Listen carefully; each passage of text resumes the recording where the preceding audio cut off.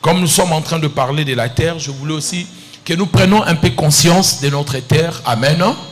Vous savez, pour ceux qui ont vécu à l'étranger, comme moi et d'autres personnes qui sont ici, vous ne pouvez pas imaginer la puissance d'avoir une terre, vivre chez vous. D'ailleurs, nous le disons, on est mieux que chez soi.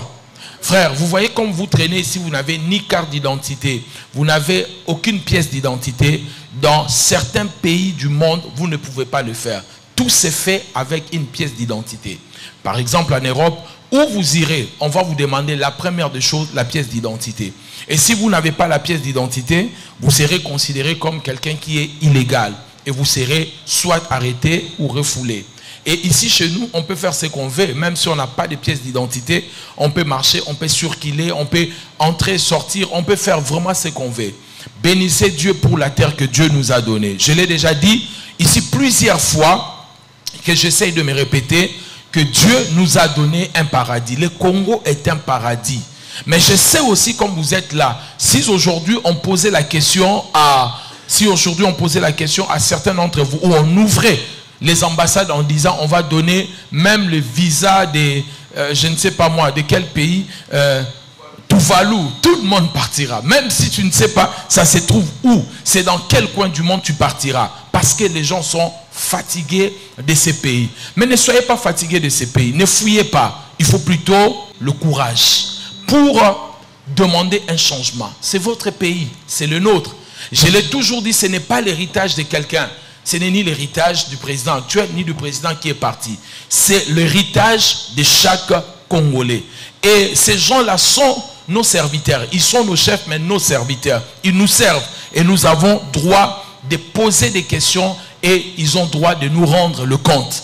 Parce que ce n'est pas un héritage d'un père à un fils. Mais c'est un bien que Dieu vous a donné à moi. C'est un bien commun. Est-ce que vous me suivez? C'est un bien commun, ces pays. Amen. Il faut braver la peur. Le problème, c'est que nous avons tellement peur qu'on nous arrête. Nous avons tellement peur qu'on nous tue. Chacun mourra de sa mort. Si tu es appelé à mourir par la prison, tu mourras par la prison. Si tu es appelé à mourir par une maladie, c'est ce qui va t'arriver. Mais il faut braver la peur. Si vous avez toujours la peur, comment les gens vont voir? Comment les gens vont dire? Les gens vont réagir, les gens vont faire ceci. Eh bien, c'est ça la difficulté et c'est ça le problème qui arrive dans notre pays et il n'y a pas de changement. Aujourd'hui, nous sommes parmi des guerres les plus longues. Les guerres les plus longues. Aujourd'hui, nous avons pratiquement 30 ans de guerre avec le Rwanda ou avec la situation à l'Est. C'est pratiquement comme la guerre qui a déchiré l'Europe, qu'on a appelée la guerre des 30 ans, qui aboutit par un accord, le traité de Westphalie, pour donner le sens en Europe. Voyez, aujourd'hui, nous sommes là comme si nous sommes dans un pays où tout va bien. Nous sommes dans un pays où tout ne va pas. Ça, il faut le savoir. Mais je ne suis pas celui qui est là pour dire aux gens, tout ne va pas. Moi, je suis là pour proposer des pistes et des solutions. Et j'ai proposé des pistes et des solutions. Savoir que le pays ne marche pas, tout le monde le sait. Tout le monde le sait. Même un enfant. Il suffit de regarder que vous n'avez ni électricité, ni l'eau. Là, le matin, on n'avait pas d'eau. Donc, il fallait, hier, on n'avait ni l'eau, ni électricité. Alors que nous sommes au centre-ville.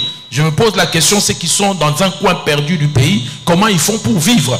Donc, même si on n'a pas étudié, même si nous ne sommes pas partis à l'université, nous savons que rien ne marche dans ces pays. Pratiquement rien ne marche. Mais le problème, ce n'est pas rien ne marche, mais le problème, quelles sont les pistes de solutions? Quelles sont les pistes de solutions que nous devons proposer? Vous voyez, comme on le dit, on ne propose pas, on ne dit pas au chef tout va mal, mais on lui propose la solution. On ne rappelle pas tout le temps tout va mal, et il faut proposer des solutions.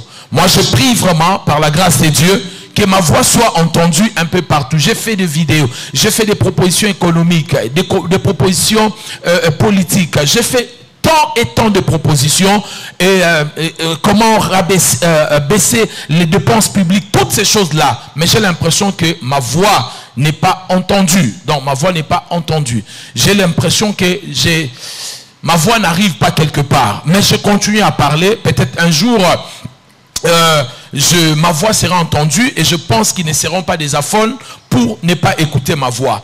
Alors, quelqu'un me dirait, est-ce que pasteur fait la politique? Je ne fais pas la politique, j'ai toujours réitéré cela. La vraie religion est celle qui s'occupe des problèmes de peuple. On ne peut pas vous prêcher le ciel de Dieu si on ne vous prêche pas la terre de Dieu. Il faut comprendre d'abord qu'avant d'aller au ciel, Dieu vous a placé d'abord sur la terre. La volonté de Dieu n'est pas de vous rendre heureux seulement au ciel et de vous laisser souffrir sur la terre. Il veut aussi que vous soyez ici, sur la terre, que vous soyez heureux et que vous vivez bien. Quelqu'un me dit amen bien. Est-ce que je suis en train de parler à quelqu'un? Vous savez que la force de cette nation, c'est vous les jeunes.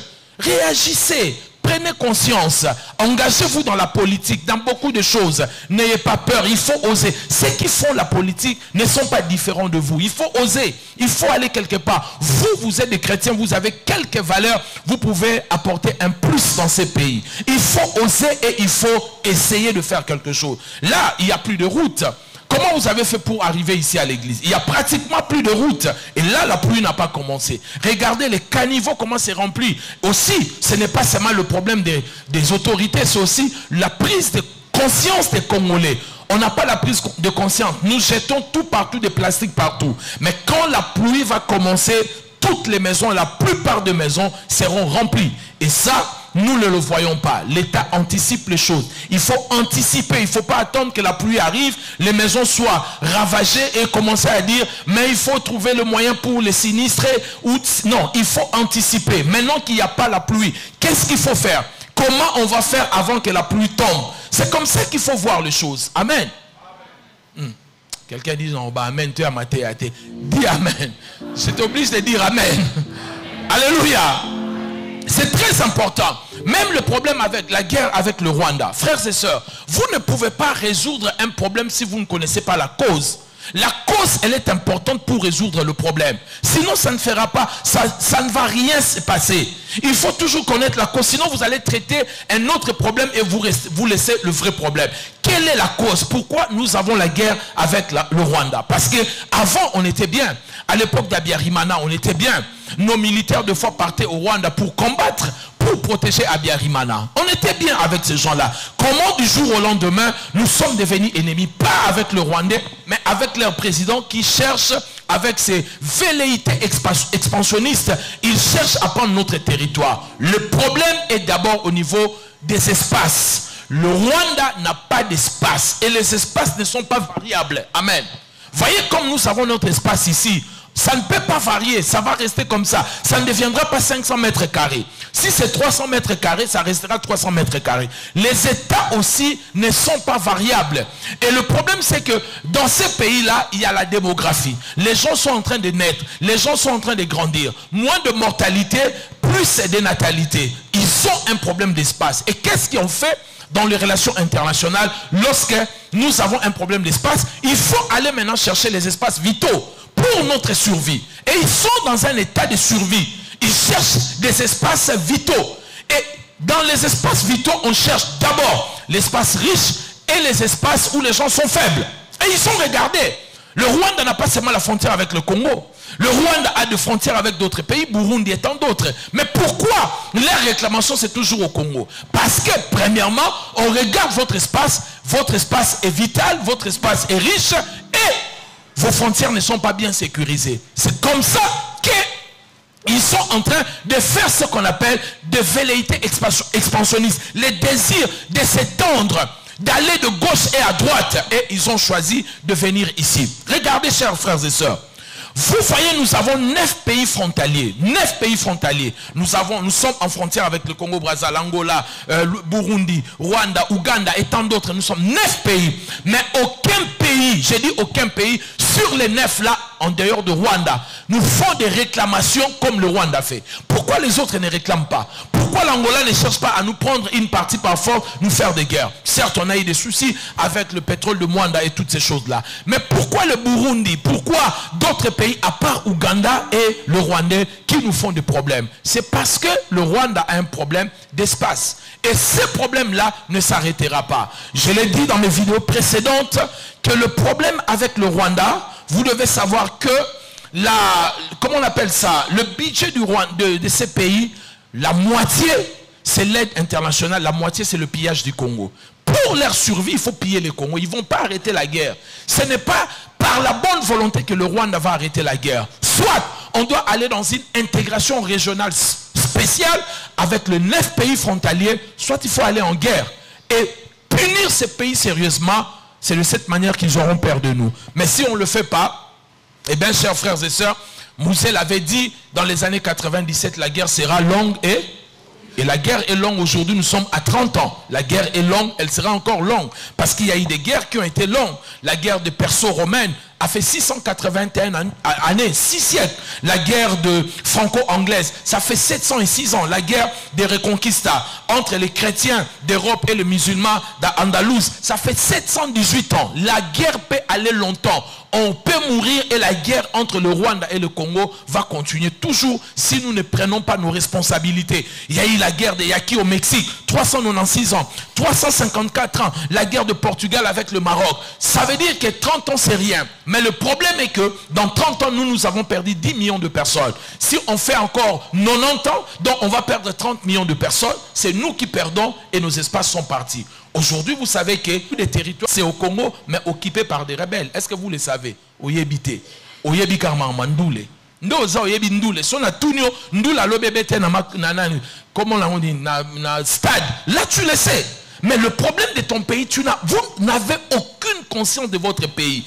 Et je ne sais pas si vous ne comprenez pas la puissance d'un État. Regardez comment les Indiens qui étaient juste des gens qui n'étaient pas assez riches aujourd'hui sont devenus nos patrons. C'est eux qui occupent tout. Ils s'occupent des appartements, des alimentations. L'économie d'un pays se trouve entre les mains des étrangers. Les jours ils vont se décider de tout fermer, Mboke Koufi. Parce que vous n'avez rien. Tous les commerces sont les étrangers. On vous importe la nourriture, on vous importe les vivres frais, on vous importe tout. L'eau fabriquée par les étrangers. Et les jours, ces gens vont se décider. Les Indo-Pakistanais, quelques Libanais, nous fermons nos banques, nous fermons nos activités. Comment vous allez faire pour vivre? Personne n'y pense. Personne ne pense. Comment on peut trouver des vrais Congolais qui ont une vision, qui ont un sens d'affaires? Comment même l'État peut les aider à créer l'économie du pays? Et vous travaillez chez les Indiens. Ils vous font travailler de 8 heures jusqu'à 22 heures pour un salaire minable dans votre propre pays. Ils deviennent riches dans votre propre pays. Ils vous traitent comme des esclaves dans votre propre pays. Et vous, tout ce que vous savez, Pele, Nabamomi, Bok, Bamomi, Ndoule.